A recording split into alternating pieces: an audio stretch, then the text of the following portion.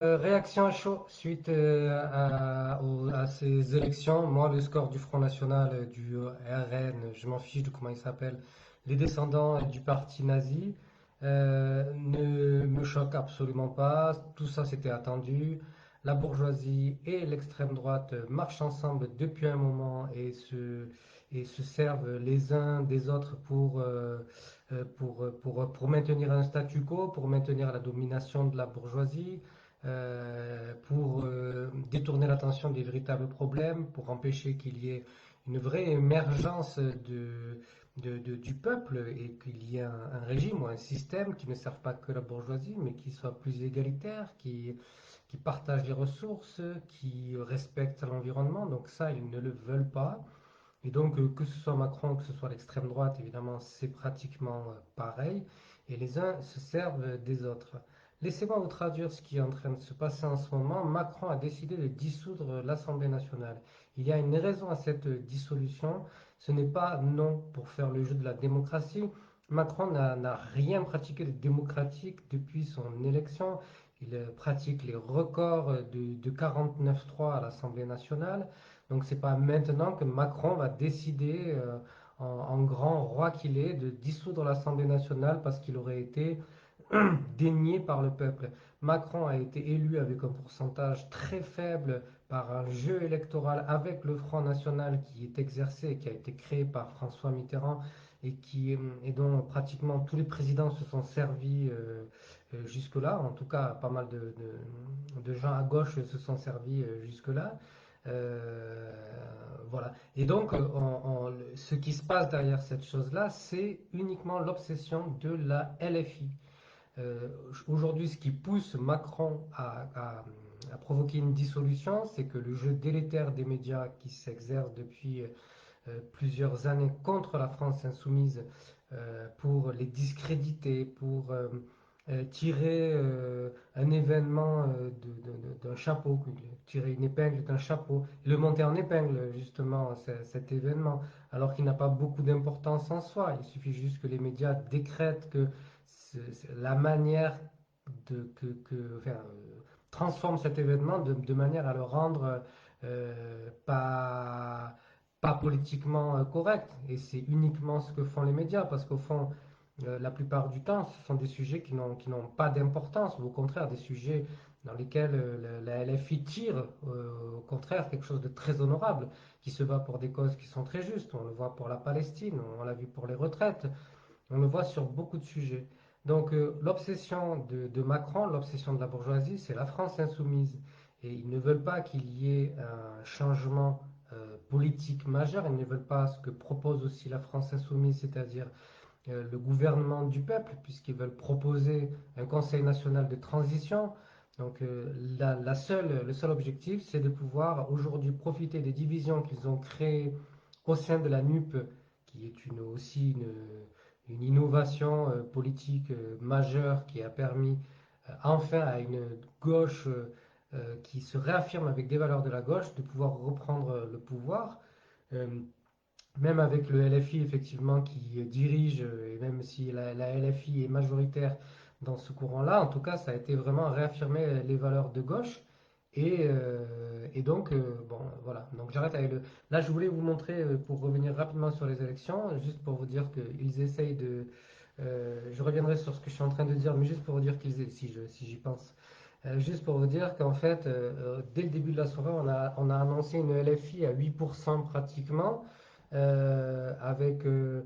n'arrête pas de nous matraquer comme quoi c'est un échec pour la LFI, étant donné qu'elle n'a pas la position dominante à gauche. La plupart des titres disent la LFI a échoué à gauche à être le parti majoritaire. Sauf qu'en réalité, ben moi je vais vous traduire ça autrement. La LFI en 2019, dernières élections européennes, n'a fait que 6%. Aujourd'hui, ils font 10%. Ils gagnent 4 sièges. Donc il y a une progression. Je ne dirais pas qu'il y a eu un effet fantastique. Effectivement, si tous les électeurs traditionnels de la LFI s'étaient déplacés, là, on aurait eu un vrai raz-de-marée. Et c'est dommage qu'ils n'aient pas fait cet effort-là et qu'ils ne comprennent pas l'importance de ce genre d'effort parce que c'est symbolique. Et donc, revenons justement je reprends la suite. J'ai fait une mauvaise manip. Donc, je reviens sur cette obsession, en tout cas, de Macron et de la bourgeoisie à l'encontre de la LFI, dont le seul objectif, aujourd'hui, après avoir affaibli la NUP, c'est de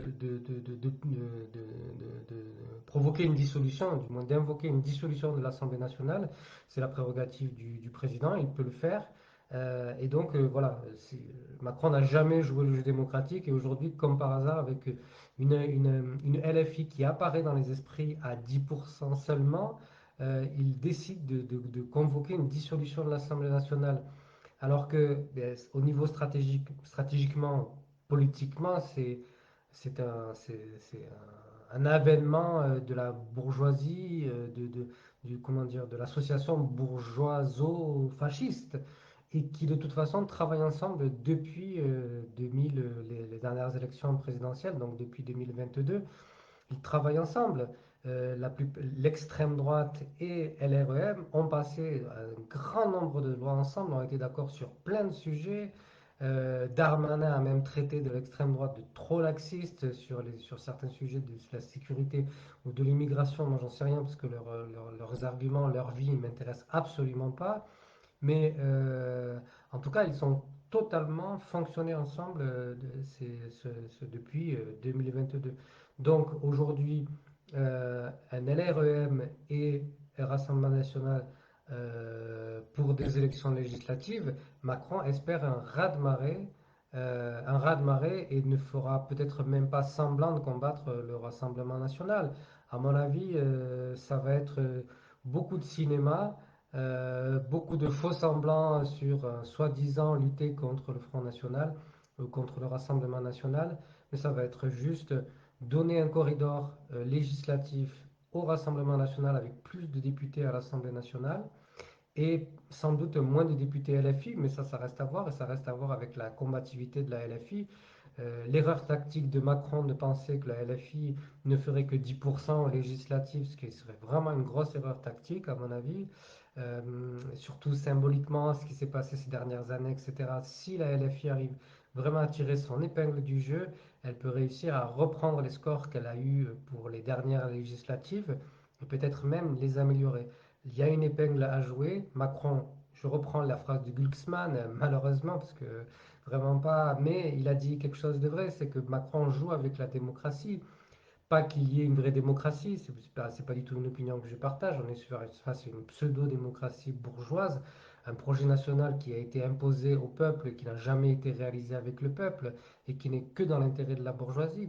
Mais juste, je reprends la phrase de Glucksmann dans un autre sens, qu'il joue avec cette pseudo-démocratie, en tout cas, en prenant le risque de faire passer le Rassemblement national avec davantage de députés, mais uniquement, enfin, avec un peu cet inconnu de ce que va donner le Rassemblement national au pouvoir, pire que les néolibéraux, pas pire, en tout cas sur les sujets de la haine, le fait que ça renforce ces sentiments de haine, que le peuple qui n'a jamais été éduqué à l'empathie et qui a été éduqué à la haine et au mépris des étrangers depuis tellement de temps se fait renforcer dans ces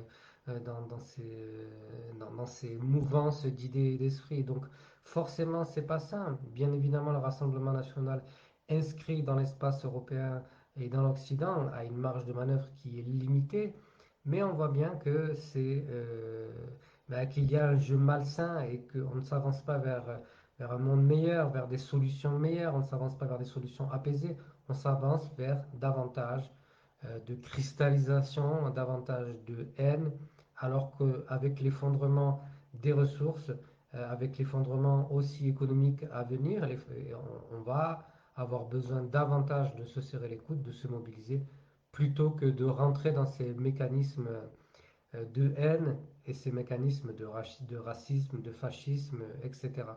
Donc, voilà, le jeu de Macron, c'est obsession de la LFI, on profite de l'occasion, on pense que la LFI est totalement affaiblie et on veut profiter de cet instant-là pour diminuer le nombre de députés LFI qui sont très dérangeants à l'Assemblée nationale.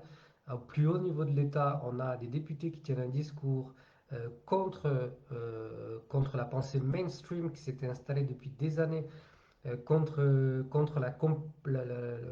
comment dire, le fait qu'on ait donné des complexes à la pensée de gauche pendant des années. Elle ne s'exprimait plus. Le Parti socialiste avait une pensée qui était bidon. Et aujourd'hui, on a depuis 2 ans une pensée de gauche, une vraie pensée de gauche décomplexée, qui pense à l'intérêt du peuple, des écosystèmes. Et donc aujourd'hui, voilà, c'était dérangeant d'avoir ça à l'Assemblée nationale au plus haut niveau. Et la stratégie de Macron, c'est de réduire ces voix-là au maximum. Voilà, merci, merci de m'avoir suivi en tout cas, et bonne soirée. Et donc il faut regarder les deux vidéos. J'ai fait une première vidéo avant celle-là. Si vous êtes arrivé qu'à celle-là, j'ai fait une première vidéo et je me suis coupé moi-même parce que j'ai fait une fausse manip. Donc, à vous de recoller les deux vidéos. Vous allez sur mon profil. La première vidéo, c'est celle qui est à l'origine, et la deuxième, la plus récente en tout cas, voilà, c'est celle qu'il y a maintenant. Je vous remercie, donc passez une bonne soirée.